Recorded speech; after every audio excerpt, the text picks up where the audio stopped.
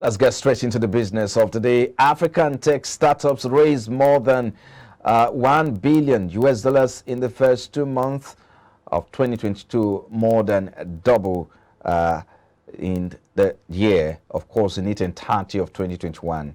Investment into the African tech startups ecosystem trebled over the course of a record-breaking 2021 that saw total funding past the $2 billion. The seventh edition of Disrupt Africa's annual African Tech Startups Funding Report found 564 startups raised a combined $2.15 billion in 2021. But that record is already well on the way to being beaten in 2022. So let's take a look at some at statistics here. As of March 1st, 110 startups have raised 1.12 billion. And this year, a figure that is already more than half. That's about 52.3% last year's total, with 5/6 of the year still to go. Well, if you look at the funding, which carries in its way new records could be set, according to this report in April. So this skyrocketing investment is being driven by Kenya. You have Kenya, Nigeria taking the lead there, and then South Africa coming after Kenya as in 2021. Nigeria is leader with 33 startups having banked a combine of $364.6 million. That's about 32.5% of the total. When you look at Kenya, 20 Kenyan startups have raised about $223.45 million. That's about 19.9% of the total. And 16 South African startups have secured about $219.93 million. That's about 19.6%. Okay, so let's get talking now. What is working for Nigeria, taking the lead on the African continent? So Mr. Wale Amin is founder at mydatastreams.com. He joins me via the Zoom call now, joins us virtually. Thank you for joining us, Wale. We appreciate you again for coming. Thank you for having me. Okay. So I'm sure you've seen those figures in recent times. We have innovators, new entrants into the market, especially in the African startup space.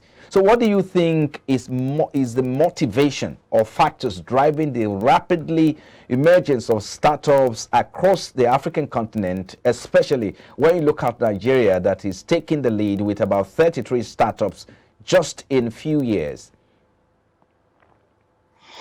Okay, so basically, I think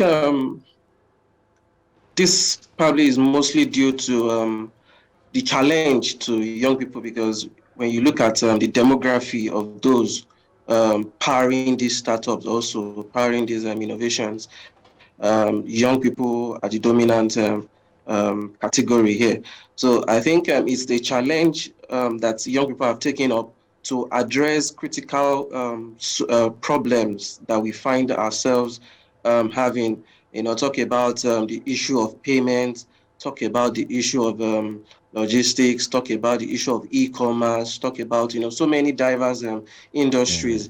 I think young people are getting to take up the challenge and ask themselves questions of how can I solve this problem that I have faced? Because when you look at it also, many of the challenges that, many of the solutions that are being birthed are actually drawn or inspired by challenges that these individuals have faced themselves.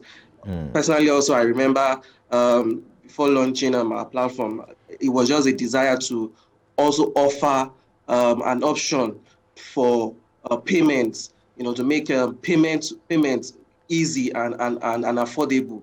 And I think that's just one of the driving forces that is pouring young people onwards to find solutions to African problems. The truth is, nobody will solve our problems except us. I like the thoughts of Tony Elumelu in this regard, and he has been championing the thought of African capitalism, and that's the fact that we ourselves are the ones that will solve our solutions. And so I think young people are taking up the challenge more so. We're having more opportunities in terms of funding. Talk about the Tony Elumelu Foundation, as you were, talk about private equity startups, funding platforms that are coming up, even outside of the country from across the world. So these opportunities are coming up, and so they are also taking it up to prefer solutions to apply technology, in solving the problems that we have seen that we live with on a daily and constant basis here in Africa.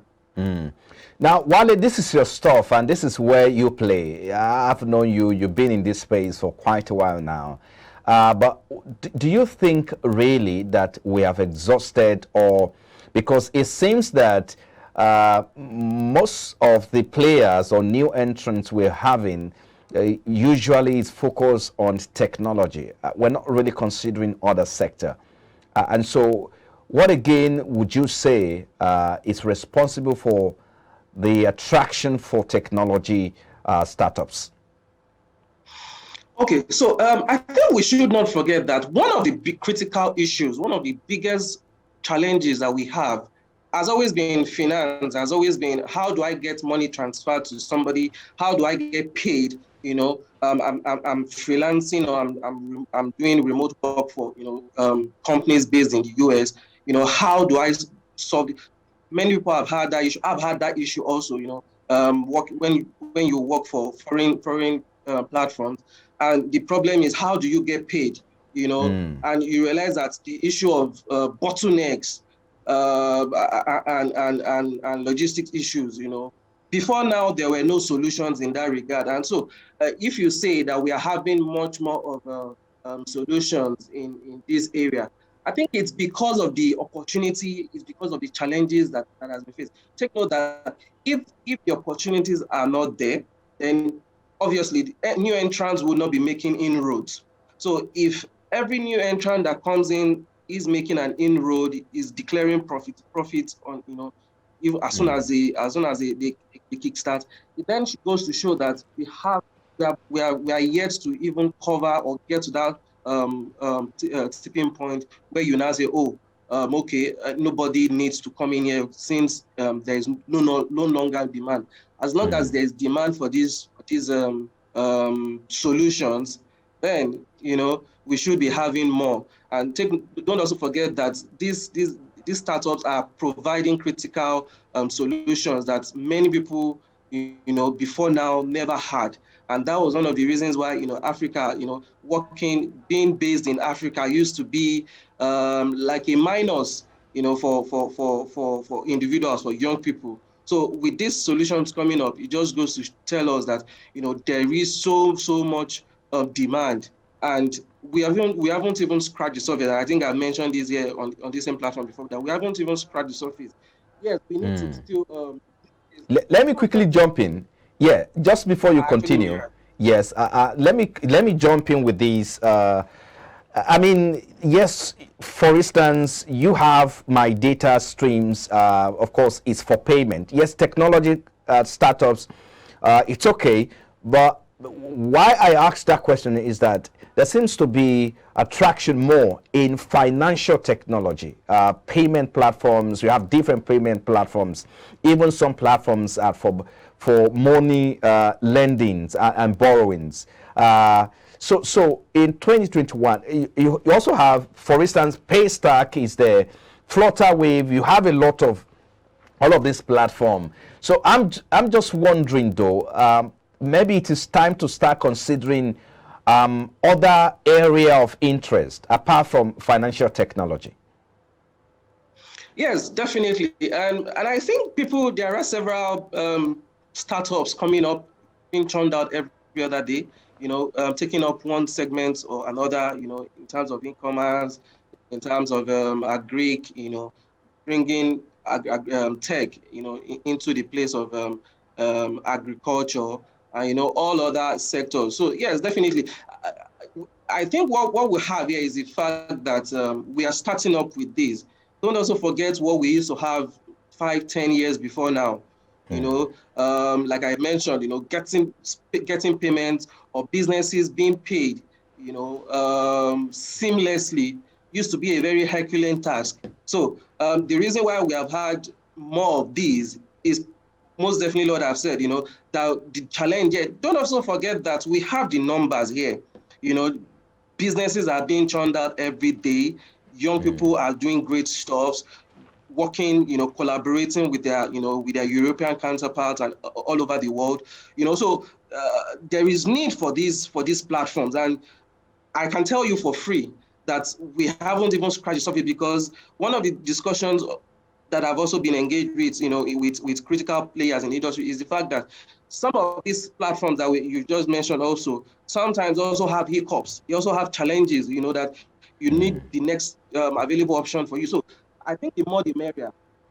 I think the more the merrier, and the more options we have, the better for our ecosystem, because it will afford anyone who needs these services a plethora of choices, such that if you have a problem with one, you can easily and quickly just consider others. I've had people come online asking people, please, my barter account, I want to make this payment, and this is the restriction I'm having. Is there any other option I have? If we don't have other options, it means that you're stuck. So I think the more the merrier, and we've just started up on this journey. Now, the likes of Andela, Paystack, you have Flutterwave, and a lot of them out there. But if you look at how much these startups have attracted in the last 1 or 2, 3, 4, 5 years, that's over $4 billion alone. So the continent, and of course Nigeria, if you have to narrow it down, has seen a lot of funding. But there seems to be a strong competition in the ecosystem, given new entrant in the space. So how much funds can we attract more? And how can this new entrant attract more funds? And for instance, your platform, how much funds are you attracting? Is there any opportunity coming your way soon? This is what I say. Data so far this year actually shows that there is a low and there is a downward trajectory in terms of funding. I think the best way startups can get funding is to actually address critical infrastructural challenges. Now, I just mentioned the issue of data.